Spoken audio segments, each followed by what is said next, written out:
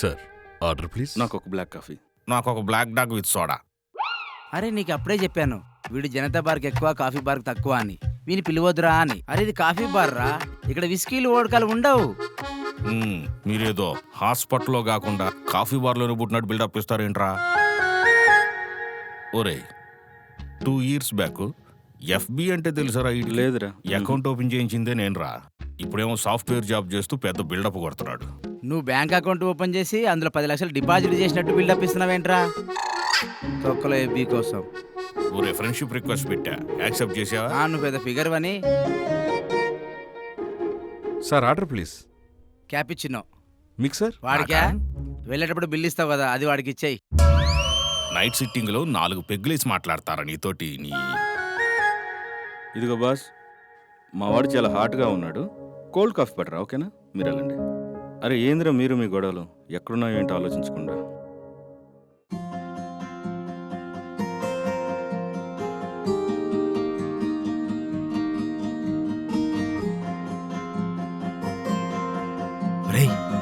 అమ్మాయి నీకెళ్ళి చూస్తుందిరా. Lucky lucky lucky lucky love పట్టు తెలిస్తే హో లక్కీ. అప్పుడే కాఫీ బార్లో లవ్వా? ఎలాంటి టైంలో అనిపిస్తుందిరా మీ ఫేస్ వాల్యూ కన్నా నా ఫేస్ వాల్యూ ఎంత గొప్పదో అని.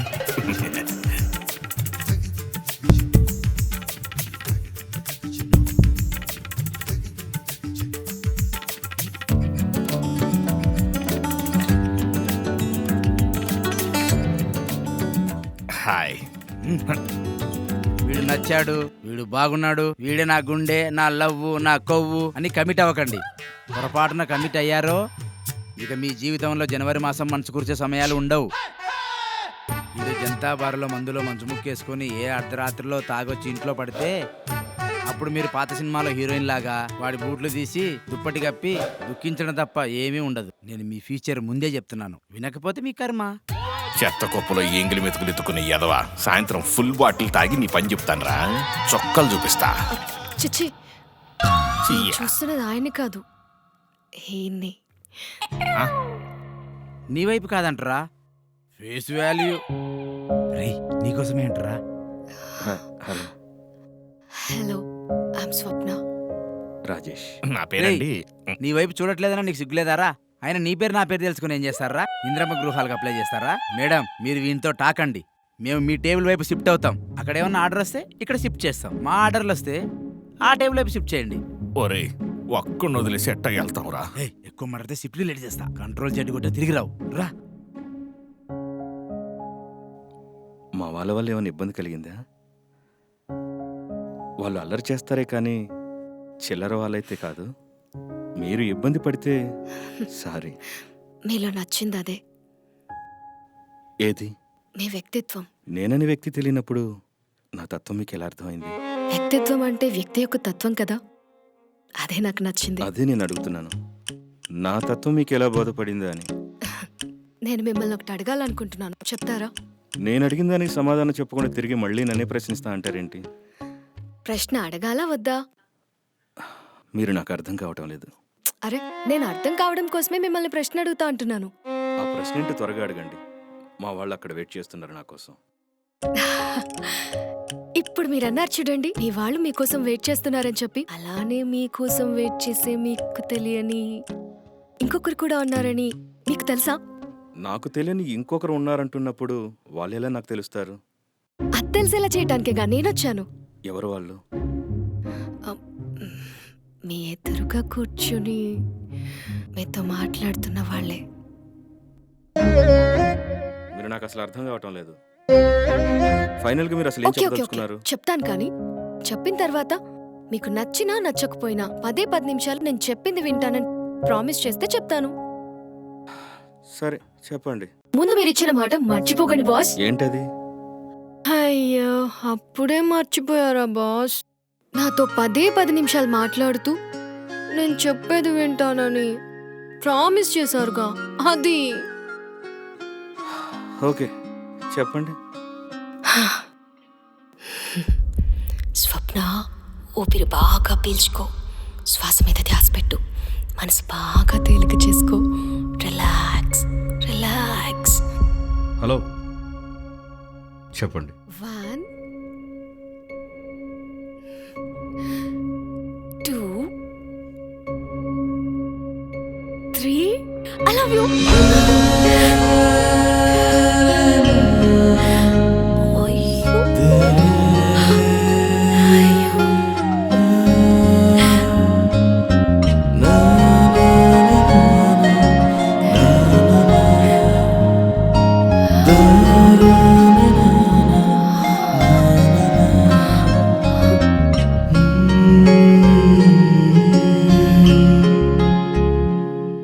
మీరేం చెప్తున్నారో నాకు అర్థం కావటం లేదు. నాకు ఇవన్నీ నచ్చం. నేను ఆ! మీరు మాట ఇచ్చారు, నేను చెప్పిన బ్లా బ్లా బ్లా అంత వింటానని.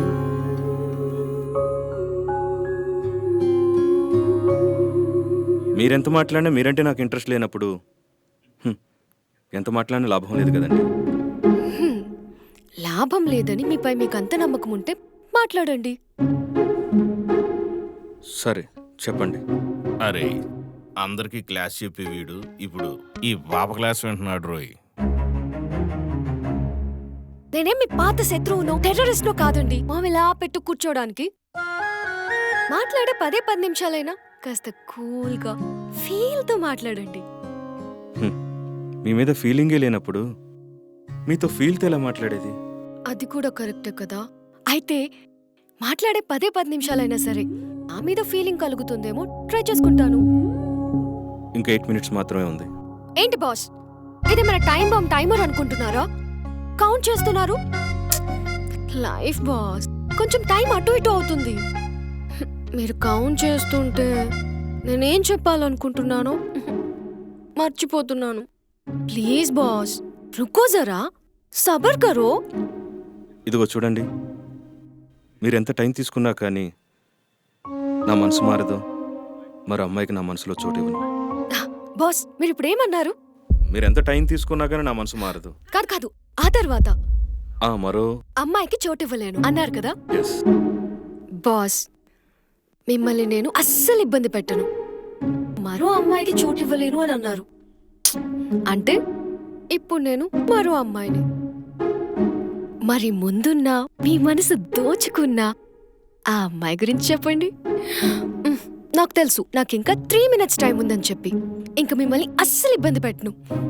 ప్లీజ్ బాస్, ప్లీజ్ బాస్, చెప్పండి boss, please please please please please please. నాకెప్పుడూ ఒక అమ్మాయితో మాట్లాడాలని, వాళ్ళతో తిరగాలని ఆలోచన ఉండేది కాదు. అలానే పెళ్లి చేసుకోవాలని ఆలోచన కూడా ఉండేది కాదు. నేను నా బుక్స్, ఒక ప్రొఫెసర్గా నా స్టూడెంట్స్కి నా పాఠాలతో, నా మాటలతో జీవితం అంటే ఏంటో తెలియజేస్తూ ఉండేవాడిని. అలాంటిది ఒకరోజు నా ఫేస్బుక్కి ఒక మెసేజ్ వచ్చింది. ఆ ఎఫ్బి అకౌంట్ పేరు నీ కోసమని. దానికి ప్రొఫైల్ పిక్ కూడా లేదు. అదిగాక ప్రొఫైల్కి లాక్ వేసింది. ఆ ప్రొఫైల్ నుండి నాకు ఒక మెసేజ్ వచ్చింది. ఆ మెసేజ్ ఓపెన్ చేసి చూశాను. ఆ మెసేజ్ అది మెసేజ్ కాదు, ఒక కవిత. ఆ కవిత నా కోసం రాసినట్టు, నా గురించి రాసినట్టు నాకు అనిపించింది. అప్పటి వరకు నాతో నేను, నాకై నేనుండే నాలో ఆలోచిస్తుంటే ఆ అమ్మాయి గురించి ఆసక్తి కలిగింది. ఆ అమ్మాయి రాసిన కవితను 1-10 సార్లు చదువుకుంటూ ఉండేవాడిని. ఆ అమ్మాయి కోసం వెతుకుతూ ఉన్నాను, కానీ ఎక్కడ కనిపించలేదు. ఇదే విషయం మా ఫ్రెండ్స్ చెప్తే, ఏరా ముక్కు ముఖం తెలియని ఫేస్బుక్లో ప్రొఫైల్ చూసి ప్రేమిస్తావా అని హేళనగా మాట్లాడారు.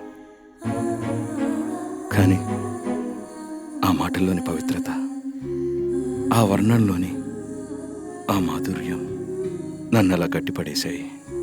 అప్పటి నుంచి ఆమె జాడ కోసం ఎతుకుతూనే ఉన్నాను, కానీ ఇంతవరకు కనిపించలేదు. అమ్మయ్యా, అయిపోయిందా? మీరు నాకు ఇచ్చిన 10 మినిట్స్ టైంలో మీ ఫ్లాష్ బ్యాక్ కోసం 2 నిమిషాలు మీరే కబ్జా చేసేశారు. ఇంత విన్న తర్వాత నాకు మీ మనసులో చోటివ్వరని అర్థమైంది. She is very lucky. అసలు తను ఏం రాసుంటుందో అని నాకు చాలా క్యూరియస్గా ఉంది. ప్లీజ్ చెప్పండి boss. Please please please please please. అదొక కావ్యం.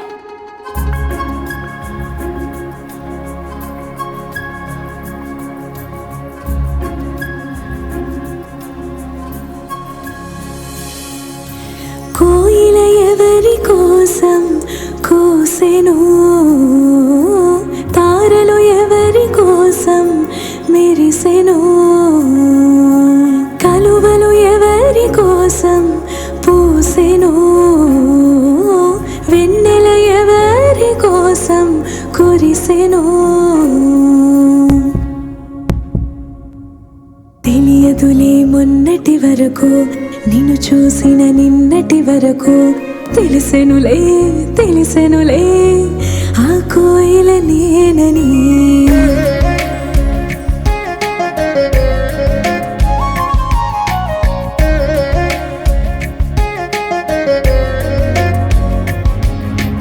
ఆ తార, ఆ కలువ, ఆ వెన్నెల నేనని.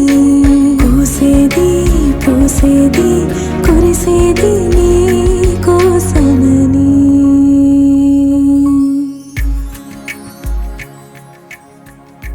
నన్నెరుగని నీకు నేనెరిగిన నిన్ను నేనెలా నీకు చేరుకోవాలో తెలియని తరుణంలో ఈ అంతర్జాల ముఖ చిత్రము ద్వారా నా ఈ విన్నపాన్ని విన్నవించుకుంటున్నాను రాజేష్. ఇట్లు మీ బదులు కోసం ఎదురు చూసే మీ సారీ. ఆల్రెడీ మీకు ముందే చెప్పాను, ఒక అమ్మాయి నాతో ఇలా కవితలు రాస్తుందిరా అని మా ఫ్రెండ్స్ చెప్పారని. వాళ్ళే నిన్ను పంపించి వీడిని ప్రాంక్ చేయరని చెప్పుండొచ్చుగా. దీనికి మీరేమంటారు? బాస్, నేను మీకు పంపిన కవిత సారీ మీరు అనుకుంటున్న అమ్మాయి పంపిన కవిత గురించి మీ ఫ్రెండ్స్ కి చెప్పానంటున్నారు కదా. మరి ఆ కవితకి బదులుగా మీరు ఆ మెసెంజర్ లో ఒక రిప్లై కూడా ఇచ్చారు, మళ్ళీ వెంటనే డిలీట్ చేశారు. అది మీకు తప్ప ఎవ్వరికి తెలీదు. మరి మీరు డిలీట్ చేసిన ఆ మెసేజ్ ఏంటో నేను చెప్తే ఆ పిల్ల నేనేనని నమ్ముతారా? అది నీకెలా తెలుసు? నేను పంపిన మెసేజ్ ఎప్పుడు చూస్తారా, ఎప్పుడెప్పుడు రిప్లై ఇస్తారా అని చెప్పి క్షణం ఎదురు చూస్తుండేదాన్ని. సరే, నేను మెసేజ్ ఏం పెట్టాను? ఏం పెట్టారు బాస్ మీరు? 3 చుక్కలు పెట్టి క్వశ్చన్ మార్క్ పెట్టారు. అంత ఫీల్ తో రాసి 1000 కళ్ళతో ఎదురు చూస్తుంటే వద్దులేండి, వద్దని చెప్పడం ఎందుకు. 2 కళ్ళతో ఎదురు చూస్తుంటే 3 చుక్కలు పెట్టి డిలీట్ చేశారు. మీరెందుకు ఆ తర్వాత మెసేజ్ ఏం పెట్టలేదు? నాకు నాన్న లేరు, చిన్నప్పుడే చనిపోయారు. అమ్మే నన్ను తమ్ముడిని చదివించింది. కాల్ సెంటర్లో పనిచేస్తున్నా.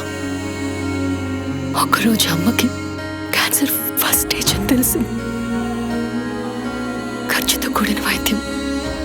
అందుకే లీవ్స్ తీసుకోకుండా డబుల్ డ్యూటీస్ చేస్తున్నా. ఒక పక్క తమ్ముడు అమ్మని చూసుకుంటూ మళ్ళీ మీకు టచ్లోకి రాలేకపోయాను. ఎంతైనా అమ్మే కదా ముఖ్యం. సారీ, ఇంకొక్క మాట అడుగుతాను ఏమనుకోకపోతే.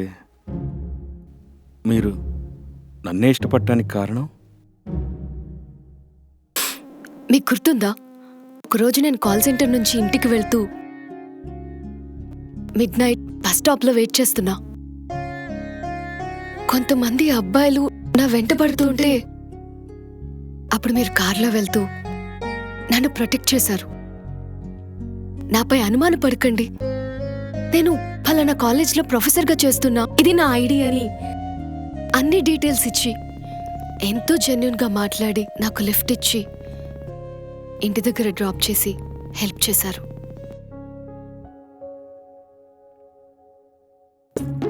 రే, ఆ రోజు నేను తాగున్నాన్రా, నన్ను ఇంటి దగ్గర దింపురా అంటే మోవే అన్నాడు.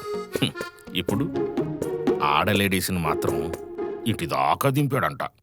రేయ్, నువ్వు ఎక్కడ మంది ఆగావు? పటాన్ చెరువులో. మీ ఇల్లు ఎక్కడా? రామోజీ ఫిలిం సిటీ దగ్గర. 87 కిలోమీటర్లు.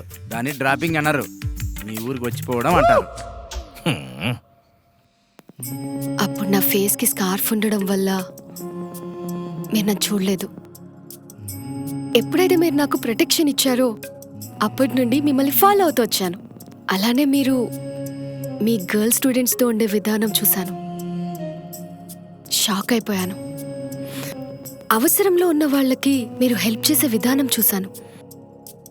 అప్పటి నుంచి మీరంటే గౌరవం, ఇష్టం, తెలియని అభిమానం కలిగాయి. ఇవన్నీ కలిస్తే ప్రేమ అంటారని నా మనసు కనిపించింది. మీరు చూపించిన ఐడి కార్డ్లోని డీటెయిల్స్తో ఎఫ్బీలో మీకు మెసేజ్ చేశాను, కవిత రాశాను. ఎక్స్క్యూజ్ మీ, నేను రోజు ఎంతోమందికి హెల్ప్ చేస్తూ ఉంటాను. అందరూ వచ్చి ప్రపోజ్ చేస్తే నేను ఓకే చేస్తూ ఉండలేను కదా. నేను కూడా నాకు సాయం చేసిన ప్రతి ఒక్కరికి ఎవరికి పడితే వాళ్ళకి ప్రపోజ్ చేయను కదా రాజేష్ గారు. ఓకే, నేను మిమ్మల్ని కలవకుండా ప్రపోజ్ చేసి మెసేజ్ చేయడం తప్పే. సరే, నాది ఆకర్షణే అయ్యుండొచ్చు. కానీ ఒక్కరోజు నా శీలాన్ని కాపాడారు. క్యాన్సర్తో చావు బతుకుల్లో ఉన్న మా అమ్మని కాపాడారు. తమ్ముడికి జీవితాన్ని ఇచ్చారు. ఎక్స్క్యూజ్ మీ, నేను మీ తమ్ముడికి జీవితం ఇవ్వటం ఏంటి? మీ అమ్మగారి ఆరోగ్యాన్ని నేను కాపాడటం ఏంటి? ఈ అమ్మాయి ఏంట్రా కార్తీక దీపం సీరియల్ లాగా ఈ ఎపిసోడ్స్ మీద ఎపిసోడ్స్ పెంచుకుంటా పోతుంది. ఇదిగో స్వాతి. ఆ అమ్మాయి పేరు స్వాతి కాదురా, స్వప్న. స్వప్నానో స్వాతియో. ఇదిగో స్వప్న, మాకు తెలియకుండా మావాడు మీ ఓల్ ఫ్యామిలీకి ఎలా హెల్ప్ చేశాడో కాస్త చెప్పమ్మా. కావాలంటే మా బిల్తో సహా నీ బిల్ కూడా కట్టేస్తా. మీకు గుర్తుందా, ఒకసారి మీరు క్యాబ్లో వెళ్తున్నప్పుడు ఆ క్యాబ్ డ్రైవర్ని చూసి మీరు ఒక మాట అడిగారు, చూడటానికి చదువుకున్న వాళ్ళ ఉన్నావు, ఎందుకు డ్రైవింగ్ చేస్తున్నావని. ఉద్యోగాలు లేవు, బతకాలి కదా సార్ అంతానన్నాడు. అప్పుడు మీ ఫ్రెండ్ సూర్యకి చెప్పి శ్రీనుకి జాబ్ ఇప్పించారు. సీను మీ తమ్ముడా?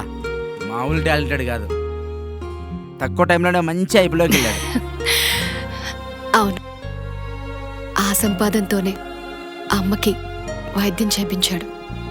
అమ్మ పూర్తిగా కోలుకుంది. దీని అంతటికీ కారణం మీరని వాడు చెప్పేంత వరకు నాకు తెలీదు.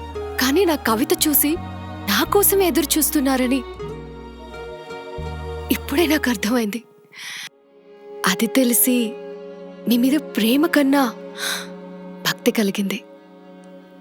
ఏదో ఒక్కసారి వచ్చి థ్యాంక్స్ అని చిన్న పదం చెప్పే కన్నా జీవితాంతం థ్యాంక్స్ చెప్తూ ఒక భార్యగా ఉండాలని ఇలా వచ్చి మీకు నా ప్రేమను తెలియచేసుకున్నాను. నేను నీ అంత అందంగా కూడా ఉండను. మీలాంటి క్వాలిటీస్ ఉన్న అబ్బాయిని ఎవరు ఇష్టపడరు చెప్పండి? అయినా అందం ఈ రోజు ఉంటుంది, రేపోతుంది. గుణం మారదు కదండి. మీరు నా ప్రేమను ఒప్పుకుంటే ఈ లోకంలో నా అంత లక్కీ ఎవరు ఉండరు. లేదంటే చనిపోన్లేండి, అమ్మని చూసుకోవాలి కదా. నా పేరే స్వప్న. నా ప్రేమ కూడా స్వప్నంలా మిగిలిపోతుంది అనుకుంటాను. నాకంటూ మీతో కలిసిన జ్ఞాపకాలు రెండు.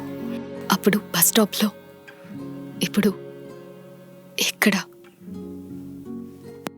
ఈ 2 జ్ఞాపకాలతో జీవితాంతం ఒంటరిగా బతికేస్తాను. ఇక వెళ్ళొస్తాను. సారీ, వెళ్ళిపోతాను.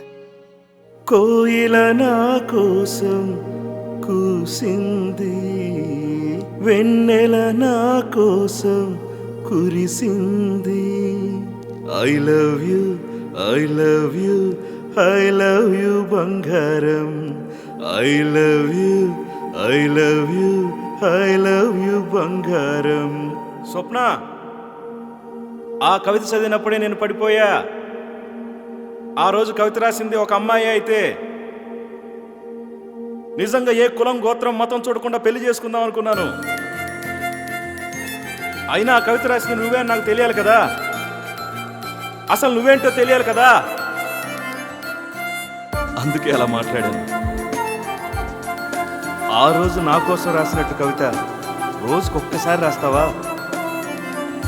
నేను నిన్ను పెళ్లి చేసుకుంటాను.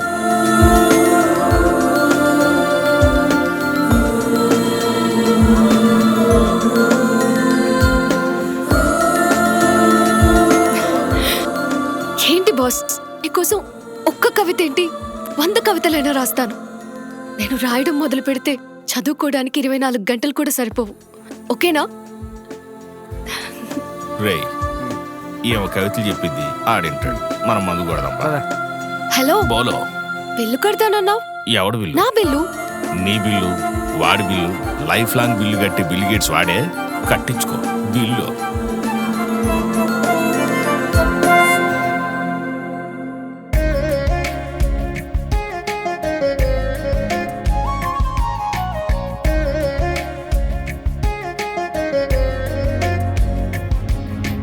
ఆ తార ఆ కలువ ఆ వెన్నెల నేనని పూసేది పూసేది కురిసేది